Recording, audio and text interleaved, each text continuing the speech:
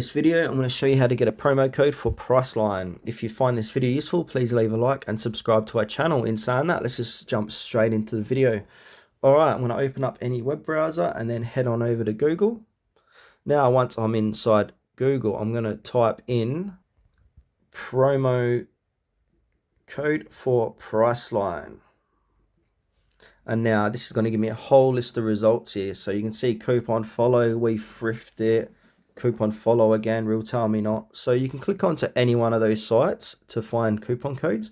But for this demonstration, and one I like to go to is coupon follow. And now if I want to click on save 60% off at Priceline Pharmacy, I'll click into that deal, 85% off, 10% off, 30% off, etc. Click onto any one of these codes. So I'm going to click on the save 60% at Priceline. And now click on copy to copy the code and then paste that code at the checkout section of Priceline to activate your 60% off your order. So when you're at the checkout section, look for where it says enter promo or discount code and then paste that there to activate that offer.